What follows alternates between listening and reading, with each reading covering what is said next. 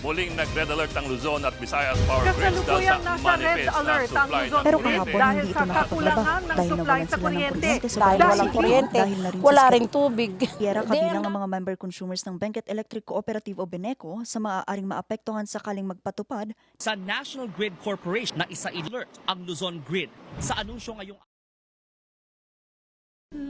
Every day, Filipinos move, going to school, to work, trying to keep up with life. But lately, something has been slowing everything down.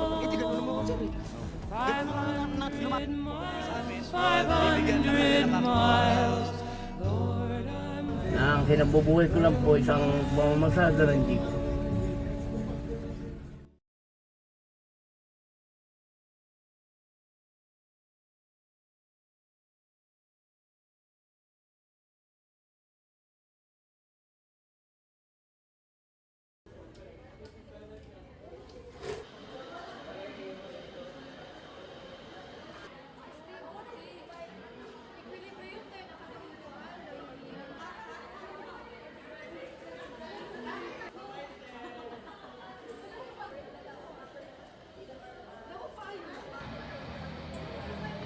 Dito kasha.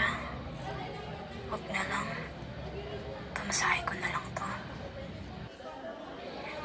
Ang mahal na ng pamasahe. Baka kailangan ko nang maglakad bukas.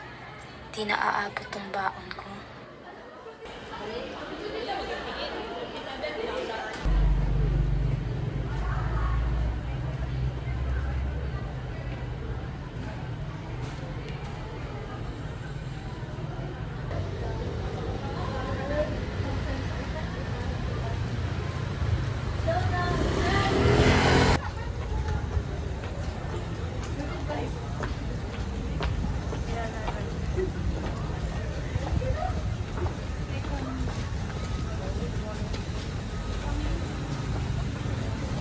Sa mahabang panahon, ang Pilipinas ay umaasa sa kontrol ng iba. Sa panahon ng kolonyalismo, ang ekonomiya ay tinakda upang magsilbi sa labas. Export ng mga hilaw na materyales at import ng mga tapos sa produkto. Isa itong siklo na tila hindi madaling matapos.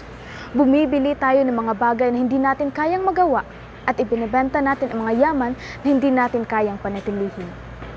Sa tingin mo, bakit ba ganito kahirap ang sitwasyon ngayon?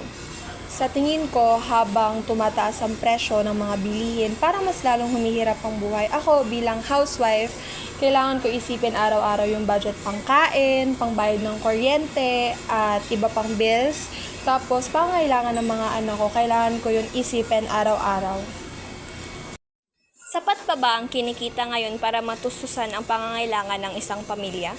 Para sa akin, hindi talaga siya sapat. Kasi isipin mo, kailangan mong gumastos para sa pangkain araw-araw, sa mga bibilhin mo araw-araw. And hindi ko naman alam lahat, pero parang hindi pa rin tayo nakatayo sa sarili nating paa. Kasi kahit anong pagod, puyat, at pagtitipid, parang hindi pa rin talaga siya sapat. At parang hindi pa rin tayo makaahon.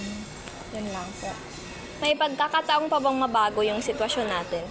Sana mabago pa at maaksyonan yung sitwasyon na nangyayari ngayon sa bansa kasi hindi lang ako at pamilya ko ang nahihirapan kundi pati na rin buong sambayan ng Pilipino. Kasi parang paulit-ulit na lang parang survival na lang yung laging iniisip. So sana matapos na to. Ang mga sistemang itinayo noon ay nag-iwan ng bakas. Hanggang ngayon, marami sa ating enerhiya ay inaangkat. This leaves our economy at the mercy of the rest of the world. For decades, the country relied on imported oil, foreign technology, and outside investments. And when global prices rise, ordinary Filipinos carry the burden. Patuloy ang pagtaas ng presyo ng langis sa pandaigdigang merkado at ito ay direktang nakakaapekto sa transportasyon at kabuhayan ng mga sambahayanang Pilipino. Ano ang pinakamahirap na hamon mo bilang housewife kapag tumataas ang presyo ng bilihin? Mas nahihirapan ako sa pag-budget, lalo't na't sabay-sabay din ang pagtaas ng presyo ng gastusin sa bahay, gaya na lamang ng gasolina, ng pagkain, at ng mga gamit ng anak ko sa eskwelahan. Paano naaapekto ang kita mo sa maliit na tindahan kapag nagmamahal ang mga produkto? Lumiit yung tubo ko dahil mas mahal na rin ang puhunan sa panindang binibili ko. Ano ang ginagawa mo para makapagdesisyon ng maayos sa pamili at paglilisto?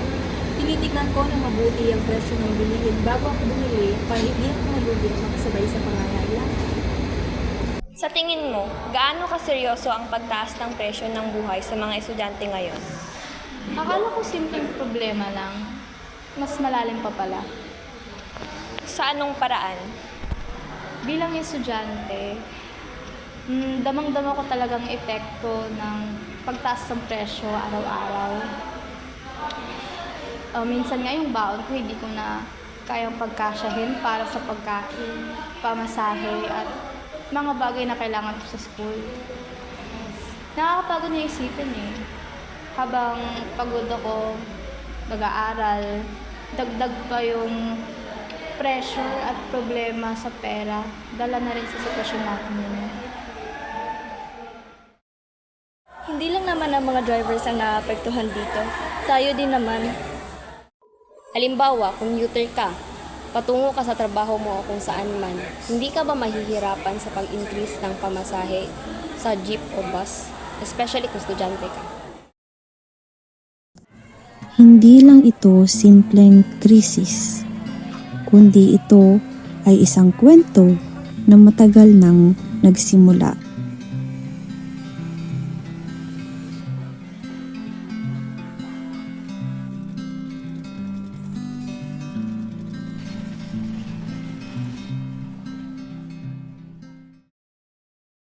While we push for energy independence, our monthly bills tell a different story. Joining us is our resident historian. Professor, you argue that our current high rates are actually colonial, dating back over a century. How so? Exactly. The root cause is a system built by colonizers for colonizers. It began in 1892 with La Electricista. It was the first electric company in the Philippines. It was on Calle San Sebastian. It was then followed by the 1903 American takeover through Meralco. Under dependency theory, we see the pattern. The Philippines provided the labor and the market, but the US controlled the technology. We didn't own the spark. We were just hosting a foreign venture designed to serve colonial industry, not the Filipino people. So when we finally gained independence, we were left with a system we couldn't actually run ourselves. Precisely. That historical legacy exploded in April of 1993. Back then, we saw 10-hour daily blackouts that cost the economy $1.6 billion. We were so dependent that President Ramos had to take emergency powers just to bypass bidding and beg the World Bank for $250 million loans. We were trapped by the Bataan nuclear plant. It was $1 billion ghost project in 1996 due to corruption, leaving us with massive debt and zero power. We were politically free, but technologically and financially enslaved to foreign machinery and lenders. And that imbalance still exists today in 2026, doesn't it? It does. Even when we open to private investors, research shows that 75% of those gains still flow back to foreign stakeholders. We are still paying for a blueprint drawn in 1903 until we break from this dependency and stop relying on fast-track foreign fixes. The average Filipino is essentially still paying a colonial tax every time they flip a switch. When we analyze the historical text, the roots of dependency were established primarily through military conquest, strategic geography, and fragmented pre-colonial governance. In each colonial era, the country had enforced this dependency that reshaped Filipino society today. Under Spanish rule, our global trade was restricted through the galleon trade because the crown monopolized our strategic geography strictly as a transit hub between Manila and Acapulco. In exchange for this forced reliance, the 1573 letters of Viceroy Martin Enriquez de Almanza show the archipelago received a massive influx of Mexican silver and global merchant networks. However, King Philip II's 1593 royal decrees prove we sacrificed our economic sovereignty, as Spain confiscated and sanctioned native vessels to protect the trade of Castile, preventing us from building our own independent economy. The American colonization shifted our dependency to a psychological level by completely restructuring the Philippine school system to condition the country with the Westerners' culture and language. Primary records from Act No. 74 in 1901 shows we receive a highly centralized public education framework and English as a universal tool for modernization. But the 1925 Monroe Commission report details what we gave up: our native language options and indigenous cultural identity, which effectively established deeply anchored psychological ties to the West. During World War II, Japan established the Second Philippine Republic under a puppet regime to make the Philippines heavily dependent on Japan for their military coercion, drastically lowering our economy to the barest minimum. Through the 1943 Constitution, the text shows we received the formal, symbolic recognition of an independent Asian republic free from Western rule. In reality, we sacrificed our survival assets as archival data shows they monopolized food supplies and flooded the country with fiat Mickey Mouse money, causing extreme hyperinflation and total subservience to Japanese military mandates. Looking closely at these sources, the colonial rule was inherently exploitative, where being forced to be dependent on the colonial rule meant having to sacrifice important foundational aspects of nationhood, particularly the country's sovereignty, culture, and its identity at the same time. While this left the country in a pretty bad state in relation to the other countries affected during the Second World War, the colonial eras left the Philippines with a unified national identity, as well as institutional frameworks and infrastructure that the modern society still uses today. This is why when we evaluate modern secondary sources, the formal declaration of the Philippine independence in 1946 couldn't possibly erase all of these centuries of the colonial era's effect to the archipelago, seeing as we could still feel its effect today, especially on the country's economy.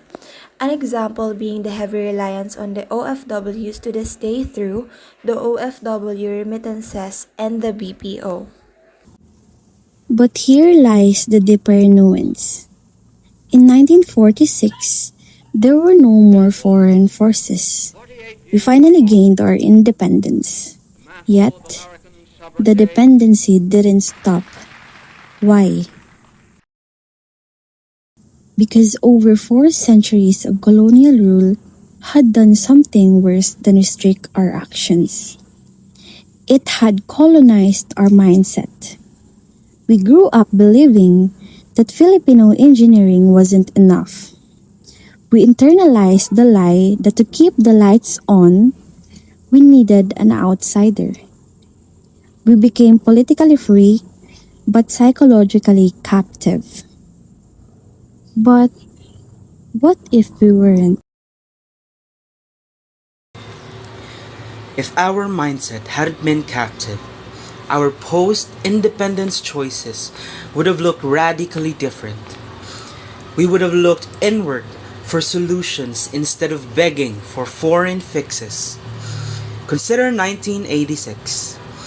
The decision to honor the 2.3 billion Westinghouse loan for the Ghost Project Bataan nuclear power plant forced the state to bleed millions of pesos daily in interest until 2007. What if we had legally invoked the international legal doctrine of odious debt and refused to pay? That capital would have remained within the domestic economy, allowing the state to fund sovereign large-scale geothermal and hydroelectric exploration during the critical growth periods of the 1980s and 1990s. Look out 2001. Bankrupt from decades of debt servicing, the government panicked and passed the Electric Power Industry Reform Act, or EPIRA. This unbundled the grid and completely privatized generation, mirroring the hands-off structural concession model first seen with the 1903 American Meralco franchise. It locked us into a system where the state stripped itself of the power to regulate tariffs. What if we had rejected this market-driven neo-colonial blueprint in favor of public, decentralized regional cooperatives? So, how exactly does altering these historical nodes change our current macroeconomic crisis? First, we would have achieved structural technological sovereignty. Right now, our grid operates under severe technical vulnerability. Every time aging plants suffer forced outages triggering brownouts, we face severe technological issues. If our power plants, grid, and electricity were truly ours, we would possess the right domestic industry to properly manufacture for our own infrastructures. Second, we would have absolute financial shielding against global energy markets. Because our generation mix would not have been turned over to unchecked privatization under EPIRA, our monthly electricity tariffs would not be structurally exposed to fluctuating global fuel disruptions or a volatile dollar exchange rate.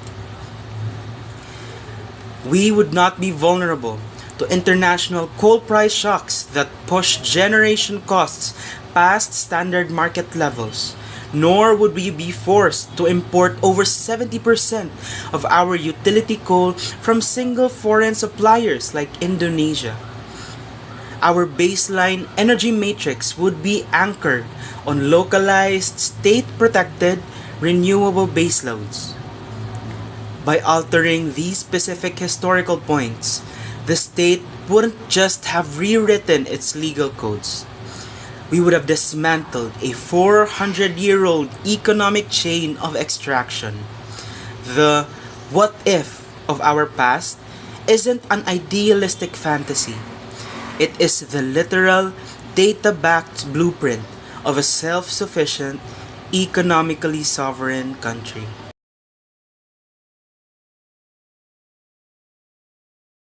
Habang tumataas ang presyo ng mga bilihin, mas mahirap ako sa budget. Ako bilang housewife, bilang sinisita